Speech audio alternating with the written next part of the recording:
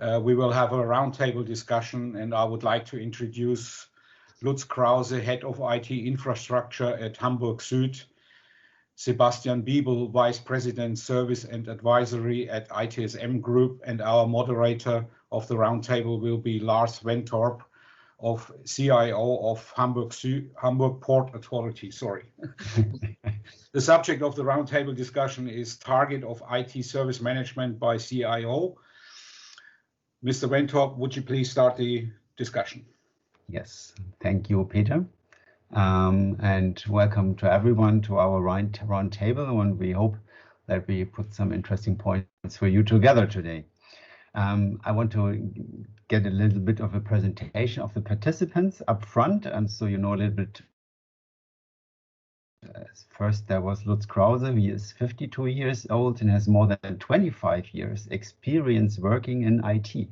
His positions included CIO and head of operations in large companies, so he's well fitted here.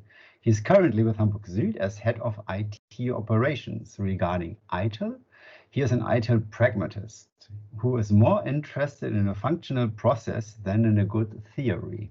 Very good. Nice to have you here, Lutz. And our second guest this evening is Sebastian Biebel. He has more than 15 years expertise in various IT business and IT service management roles, both on the client side and from consultancy partner perspective. He is the head of ITSM Group ServiceNow consultancy practice for the past 5 years and is currently acting as Vice President Services and Advisory. He is passionate to create business value by connecting people, processes, and technology. Welcome, Sebastian. And I myself am 53 years old and working as a CIO and head of IT at the Hamburg Port Authority for the last 5 years. And I am very much interested in getting ITSM implemented at my company using ITIL as a guideline, but adapted to our needs, which are a little bit different sometimes. I see ITSM as the nucleus for enterprise service management in my company, and I'm constantly pushing my executives towards this, and that is not so easy. But I think we will come to that in our discussion when we interview both our guests today. Okay, let's start our panel discussion with a statement from my side to get it rolling. And in my opinion, ITIL was developed more than 20 years ago, and although it has undergone several updated revisions and additions, is it something a company should still rely on if we look at the current speed of IT developments?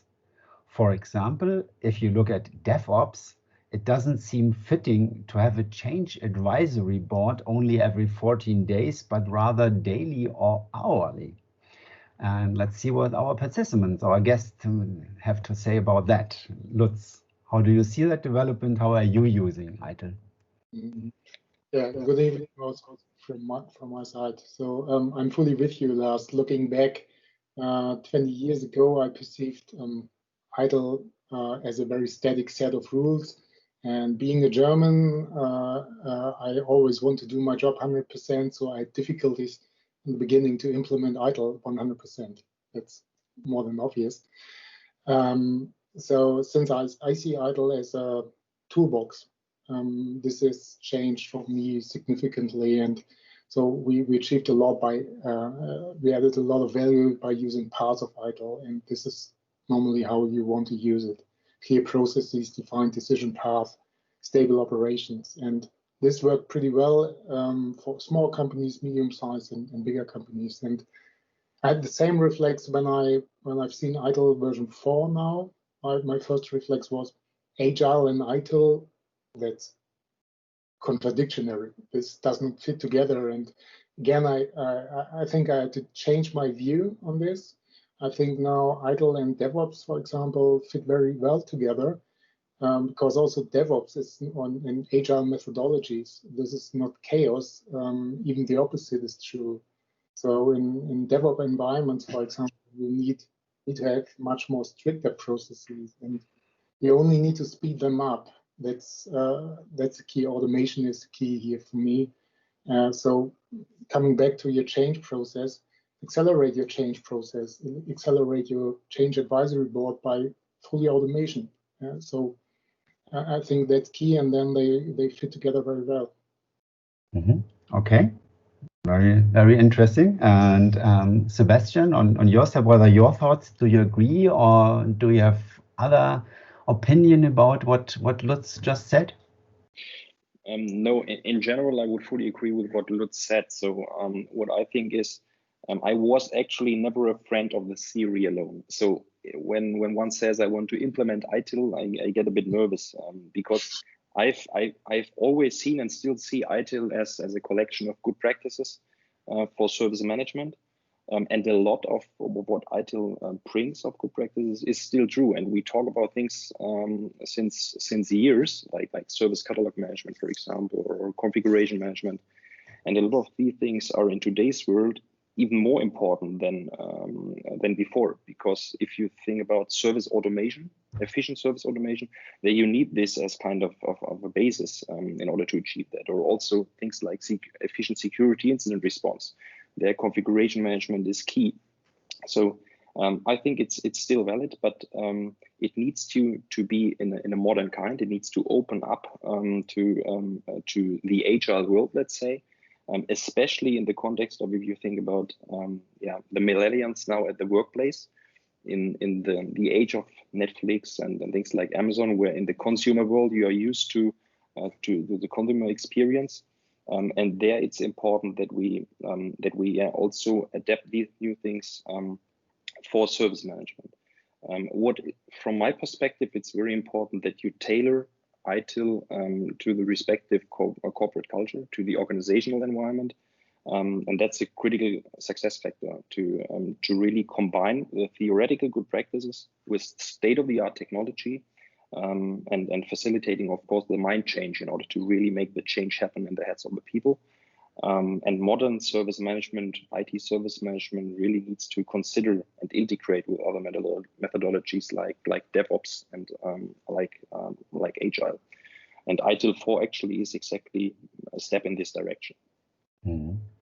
So I think both of you say, well, ITIL is still a very valuable framework we can use, and then we can adapt it to our needs. So I think Lutz just said, not just theoretically, but using it practically and adapting it to our needs and something like that. And Sebastian said about well, you have to get to the people and how the people are working. I think all those comes very much together to have a common understanding about what I want to achieve inside a company, to get the people working in a theoretical, like in a theoretical path or so, but to have the ability to get to my needs in my company and to my people, to my employees, to really get it going. What do you, is it something you can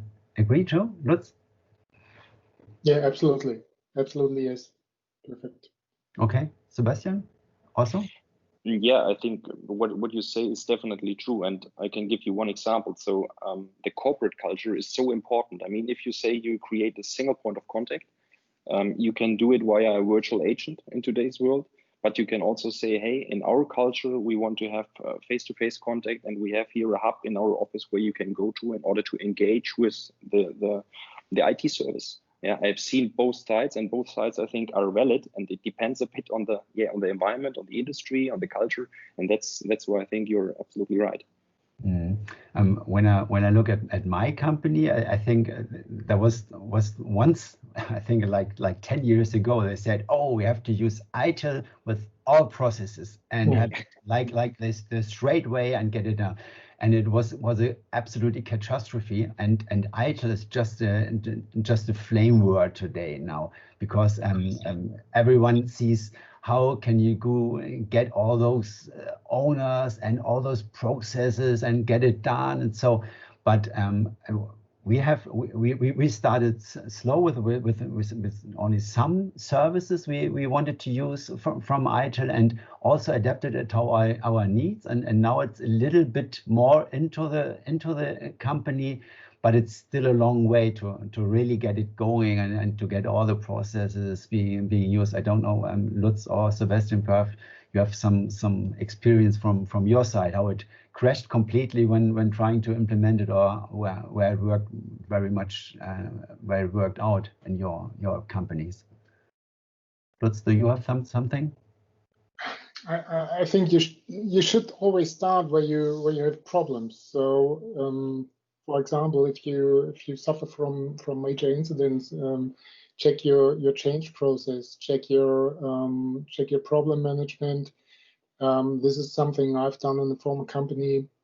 They hired me because they every Monday morning they ran into a mess due to major incidents, and there we simply reviewed the major incident process, the change board, the change process, the monitoring part, and within we improved, reduced the major incidents by 60 to 80%. So just have a look. You have a gut feeling. You know where to start. Mm-hmm. Okay, Sebastian. Yeah, I think exactly. You should start where you see the most value or where you have really a problem. So I can give you one example of one of our clients who said 3 years ago when we started to engage with them, well, don't come with configuration management. We already burned a lot of money with that and it didn't really deliver any value. So I understood and said, okay, what about your service catalog? And yeah, this is a nice topic. With that, I can show what we deliver really to the business. So we started there. Yesterday, I talked to this client and he said, well, I now understand we need to focus on configuration management because we want to automate and therefore we need the data and we need to know how the link to the business services are and so on. So this is a good example that you need to see where you are and what delivers really value. Because if I can imagine, if you say, well, I want to implement all ITIL process, this probably burns a lot of money without adding value to the business and your IT. So that's also my experience, which I can fully support what was said there. Yeah, but it's interesting how the opinion shifts once you get deeper into the really using it and to the company. And so what Lutz said on you also, you start using it and in the point where you have the biggest needs, and then you come to everything really one step by another. It's a question of the maturity level, and where you are in your journey. Yeah. Okay. I think so. ITIL just don't need so much of an overall. It is out of date or something like that. But perhaps it needs a little bit to be adjusted or to be a little bit more fancy or so. And do you have any ideas how we can adapt ITIL really to really become a little bit more up to date, or a little bit more to not be so theoretically, but to really get into our company and to our company's culture? Perhaps Sebastian, just start this round. Yeah, in my opinion, it's definitely necessary to enrich and link ITIL with new concepts, with new philosophies, and this needs to be done actually in faster release cycles than this happened before. So as also the evolution in our digital era is faster than ever before. If we look to the new business models that are challenged nearly every day by digital leaders, and therefore I think ITIL 4 is a step exactly in the right direction, considering new things like DevOps, Agile, where you need to deploy faster and can't wait for, with the example of the 14 days change advisory board. From my perspective, it's also an interesting thought to extend ITIL in the broader context of the enterprise. So let's think about what's currently going on in the automotive industry, where a whole industrialized industry is disrupted, and they change from being car manufacturers to being software companies, which also produce cars. And in this context, release cycles, fast release cycles, high quality standards, stability is really important, and therefore you need excellent service management processes, because everybody would see a critical success factor for the new CI on the road. You don't want to have a critical bug in your autonomously driving car. That would be a nightmare. So in my opinion, in the future, or my hope is that in the future, we also talk a bit more about enterprise service management good practices, and not only IT infrastructure library. So that would be really interesting to apply these concepts to a broader context. Okay, that's great ideas. Lutz, what do you have for us? I think with ITIL version 4, there already happened a lot of things. So after approximately 10 years, I think it's 10 years since version 3. And remember, we are in IT, so 10 years is our ages. So we can now see a significant revised and modernized version of ITIL. And this version reflects also very good what happened in the meantime over the last 10 years. So IT has moved closer to the business, closer and closer. Products are developed jointly between IT and business. Sometimes you even cannot separate anymore what is business, what is IT. People are discussing business IT. So a lot of things changed, and I think this is already pretty well reflected in ITIL version 4, the value streams, the co-creation approach, things like that. So this is something completely new for me in this library.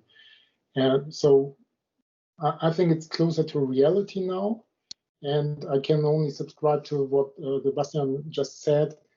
It would be a major improvement not to wait again 10 years, but to adapt in much shorter cycles, like kind of ITIL continuous delivery. So speed up the thing, small improvements, but very fast. Well, I think so. This is really also something I can absolutely agree what you both said. But how difficult actually would it be to have something like ITIL get it over in a continuous delivery and to continuously get revisions being done, being in a theory, having my theory really adapted in a continuous way, and also getting other service departments into that, to not only being at IT infrastructure library, but enterprise infrastructure library, which would be something like Sebastian just said. I think this would be put everything out of reach what we had done in the last 20 years with using ITIL. And how should anyone really put all those things together and also in a continuous way? Lutz, what? Yeah, I turn it around and say, okay, ITIL version 3, you bought a lot of books, static knowledge, and this is not how the world functions today, at least not in IT. You need to be more flexible. You need to be faster. And compared to what happened to, I don't know the English word, things like Brockhaus, like standard libraries, they are off the market. They are 100% digital right now. So, and I think this is something that also has to happen to ITIL.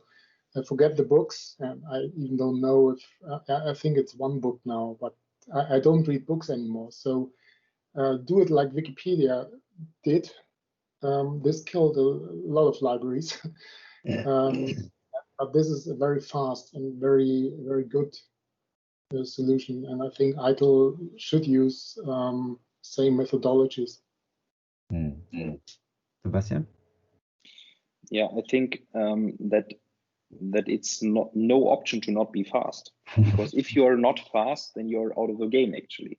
So if you talk to IT organizations and your business says we need that because our e-com business needs to change faster because this is money for us and our salaries are paid by that, then you won't wait for the next change advisory board. So either you are out of the game as an IT service management organization, or you adapt to this new world and say, okay, how can I integrate with the DevOps toolchain in order to make sure that our e-com business can work, but our change process is still valid and we have a stable environment, because both is important.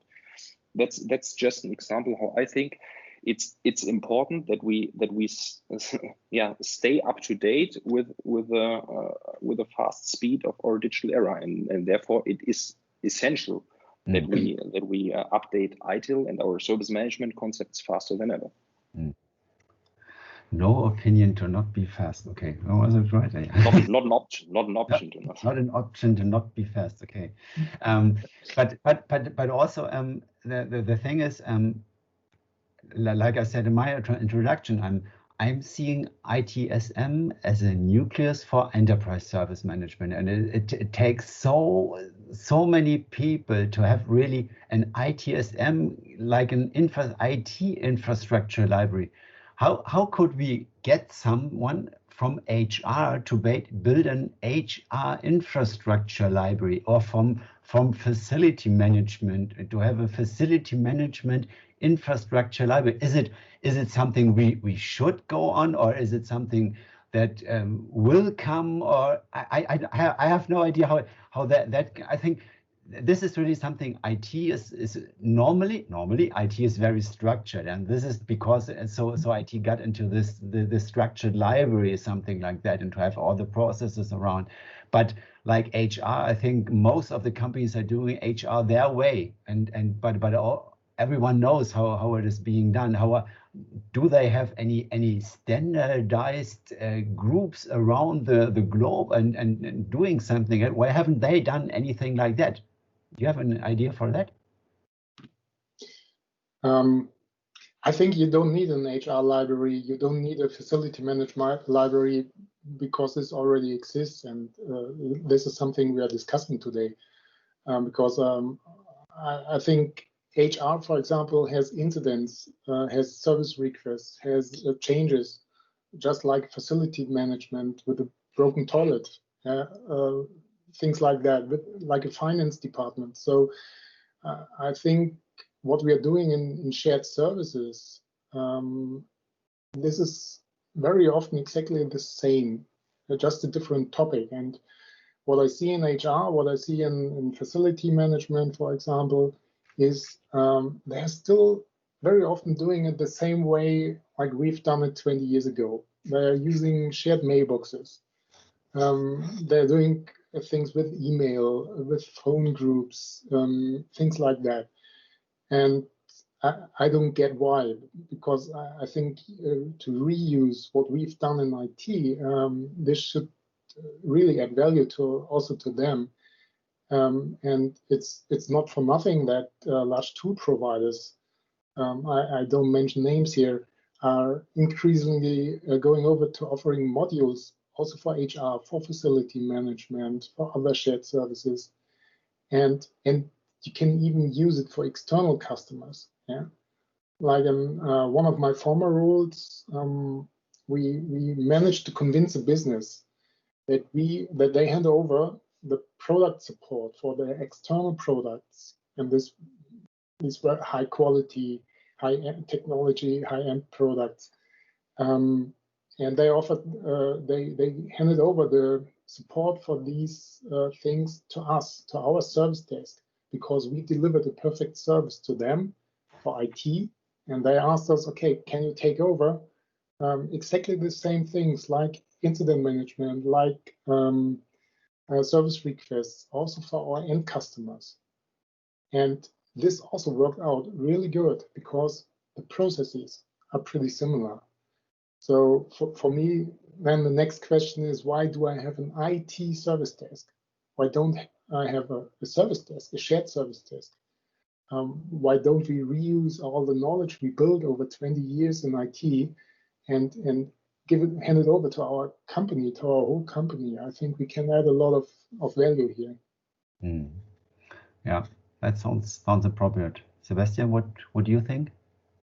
Yeah, I think maybe first of all, in this HR context, I would definitely not brand it as an HR infrastructure library. So I would call it differently, because the HR people are taking care for people, HR service, and we did some HR projects, and therefore I know that the concepts, as Lutz said, I would fully agree with that. It's quite similar.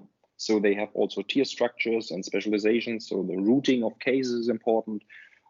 Ticket deflection is important with a knowledge base. So similar concepts. But the terminology, and that applies for all business functions, let's say being it legal, marketing, HR, facilities, the terminology is different. Let's take legal as an example. What is important is that we fill the gap between legal terminology and the tech speak or the IT speak we have.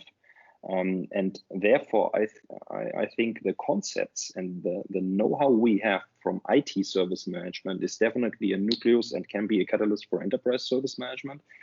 And as Lutz said, especially in the customer support, customer service areas, where I think it's definitely really a critical success factor for the enterprise today. And successful enterprises today need to break up the service silos and think customer-centric and consequently cross-functional. Because at the end of the day, the customer, being it internal or external, they want to have a problem solved or value generated. And therefore, the work needs to flow across the enterprise through business, through different business functions in order to make that happen. And therefore, I think there is a tremendous potential to apply service management know-how and expertise to other disciplines. Mm-hmm. Okay, and what do you think, Lutz? Will we have a one service desk for the company and at one time? Hey, it depends on you. Okay, just do it. It's also my goal. I can assure you that, because I said I want to have when an employee has a problem here, he wants to have one number he can dial, and at that number he is being helped.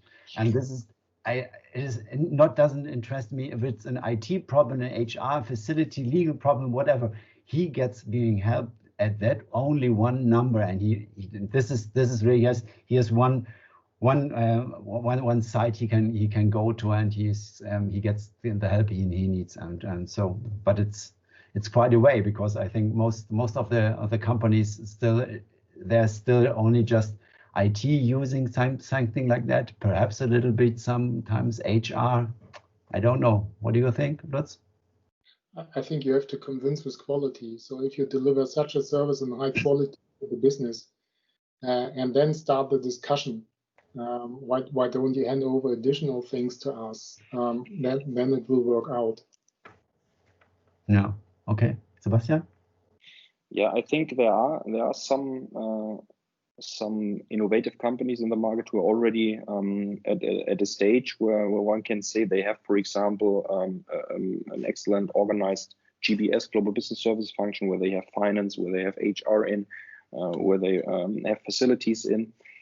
What is important is that you drive it with an overall enterprise service management journey, because otherwise you have the risk that you have the silos. IT optimizes the IT, HR optimizes the HR, and facilities the facilities, and then you still might have 3 phone numbers, 3 portals, and you open the case there, and then HR says, this might be an issue with the HR application, and you need to go to the IT guys, and they solve it.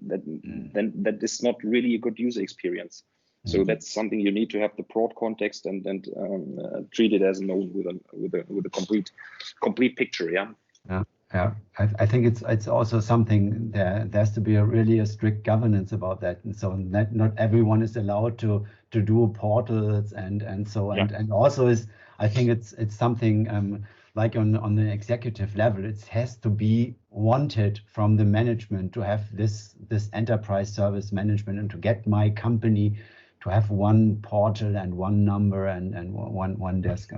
And so mapping it to the strategic drivers, mapping it to the strategic drivers of the company to say, okay, we need to do that in order to achieve, let's say, optimize the operational margin, because we organize ourselves differently than we do today. Then you have the management commitment you need, I think. Okay, we are nearly at the end. I have some notes put down, so perhaps you have some additions.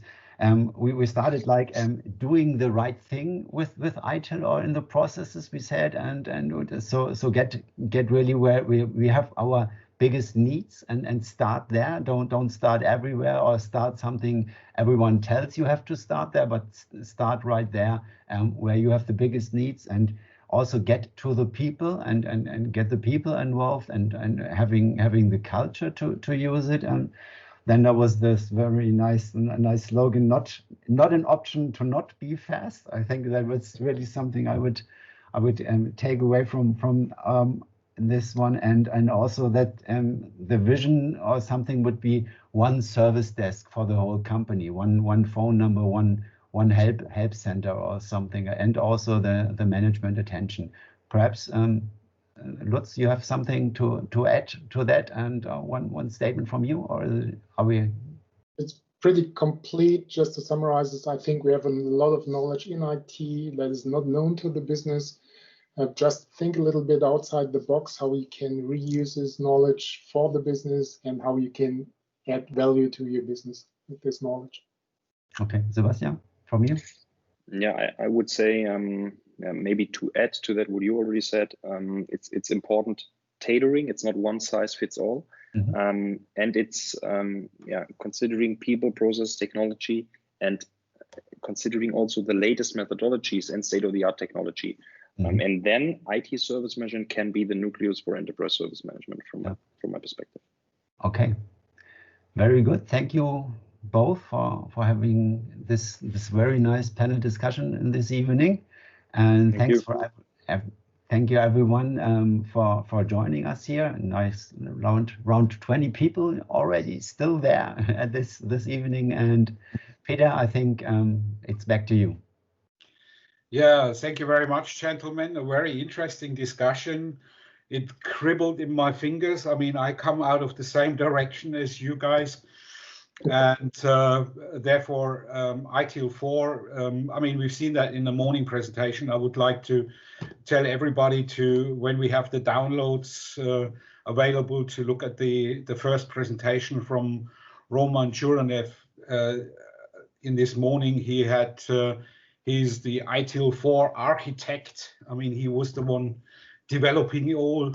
So that probably is fitting very nicely to the discussion what we had here. Thanks again, gentlemen, and I will close this session now. We have the next presentation at 8:15, and I'll give you all the chance now to get yourself a coffee, or if you wanted to eat something. We see us then at 8:15. Thank you very much. Okay. Thank you. Bye-bye. Bye.